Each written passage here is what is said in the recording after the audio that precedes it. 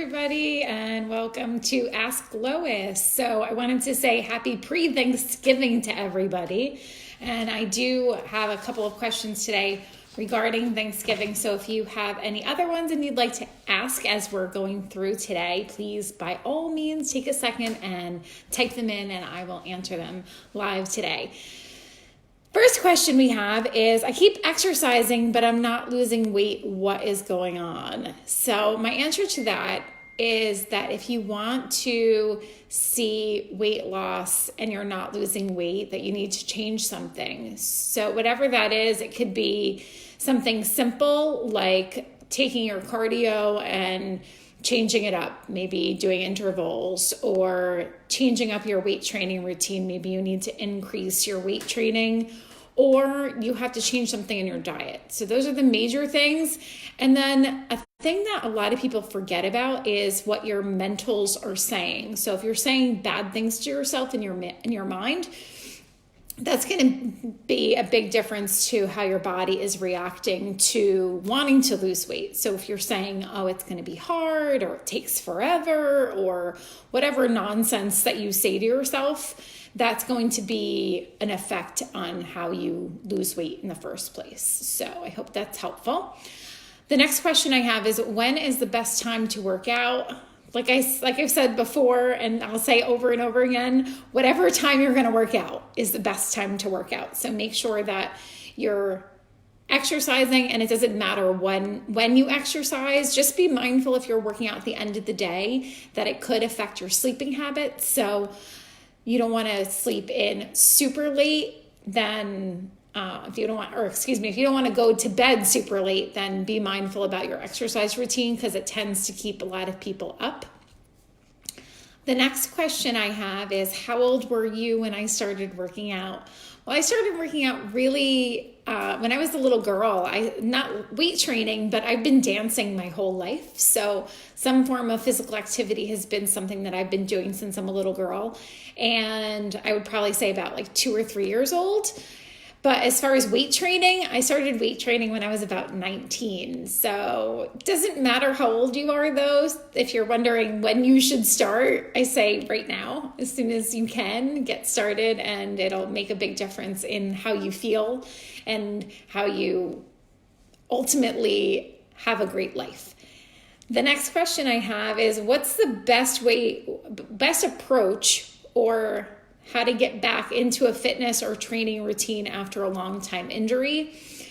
I say make sure that your doctor is okay with you getting back into exercise in the first place. If they're saying, hey, you know what, you need to take your time, listen. If it's something that happened maybe 10 or 15 years ago and you've been cleared by a doctor to exercise, then just take it easy. Be nice to yourself. Remember that it didn't take you 5 minutes to get to the place where you are right now. It maybe took 5, 10, 15, or even 20 years to get to that point.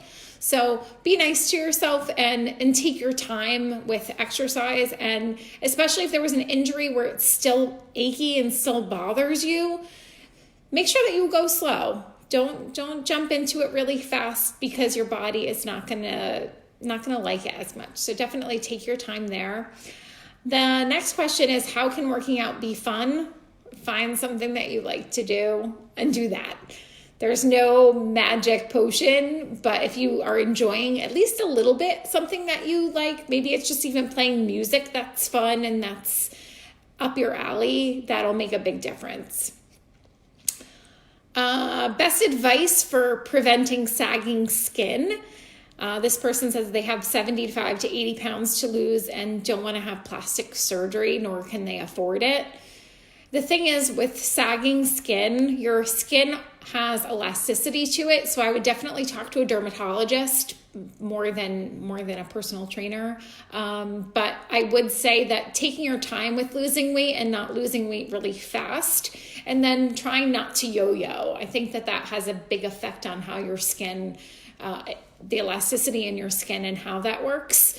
But also being mindful that what you're taking into your body affects your skin. So your nutrition habits, and then of course your your habits in the sun, your habits with what you drink, that's all going to affect your skin. So your skin is your biggest organ, and it affects everything that you take in affects your body. So, and especially your skin. So just be mindful that when you're exercising, that's gonna change your body shape.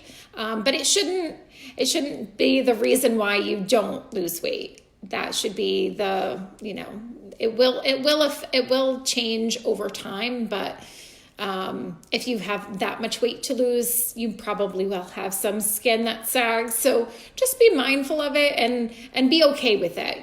Be happy with your body. And if you need to get more help, then definitely talk to like a dermatologist or someone like that. They might have other tips for you.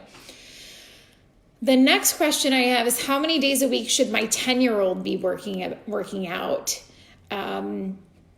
The parent-child relationship when it comes to exercise, have them do things that they enjoy doing. As far as the number of days of the week, they should be exercising as much as an adult should, so at least 150 minutes a week. And most schools, they should be getting physical education a few days a week at school. Some schools have it every day, which is great. But a 10-year-old, they're right at the beginning of what I call head trash. So be careful. I wouldn't necessarily tell them that they need to exercise, or I would never say to a child, you're fat, you need to lose weight, or you're going to be fat if you don't exercise. So just be mindful that the things that you're saying out loud to yourself, they're hearing. So make sure that you're being kind and that you're being generous in a positive way towards the things that they're doing. That's great.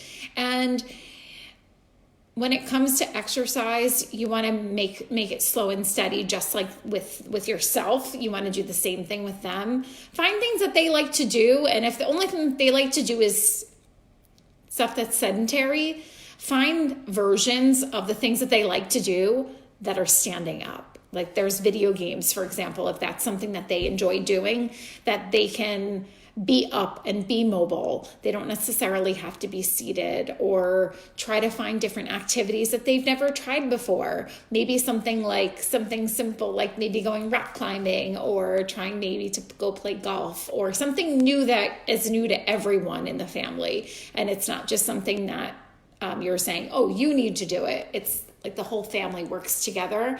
And then, of course, working out with your kids, that makes it fun. There's lots of great videos out there and lots of great activities where you can partner up with your kids and make it fun. I also think that partner working out with my kids is great, and I often will do it with the kids. So make sure that you're including them, and just, even if you're showing them, lead by the example, and then they're going to follow suit. And the next question I have is, Thanksgiving is tomorrow, and what's your greatest tip for Thanksgiving? And I think making it a challah meal, not a holiday or a challah month, but making sure that it's a meal and that's it. And enjoying everything that you eat. And if there's something that you taste and you're like, yeah, I really don't love this, then don't eat anymore. Put the fork down. Also, you go for a walk. Take the whole family. Make it a tradition. In my family, after a big meal, after Thanksgiving dinner, everybody gets up and we go for a walk around the neighborhood. And as simple as that is, it's such a fun way of getting outside, even if it's cold or snowing. It was snowing like last year, the year before. We still did it. And it's a nice way to just get out and move and feel good. And I absolutely, positively recommend that you work out in the morning before Thanksgiving, because if you feel like you've done something good for your body, you're more likely to eat not necessarily healthier, but you're more likely to eat less than you normally typically would. Most people way too many calories, more calories in one meal than they should consume probably in the whole day.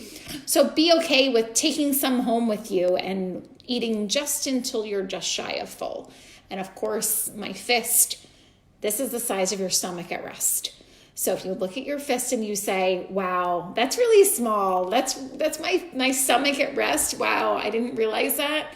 be mindful that you can say, I don't need to eat 3, 4, 5, 6, a big platter of food at one sitting. You could eat it in 3 sittings, or you could take some home. You don't have to, it's not like the end, it's not going to be the last meal that you've ever eaten. So if it's something that you enjoy eating, awesome, eat it, be mindful that of it. And that's my tip. So I hope that was helpful. Again, anytime you have any other questions for me, I'm happy to answer them live on the air. And I hope you have a wonderful Thanksgiving. Thank you to all of you that are out there that watch these videos. It helps me, and I know it helps all of you. So have a happy Thanksgiving, and I will see you guys again next week. All right, take care. Bye.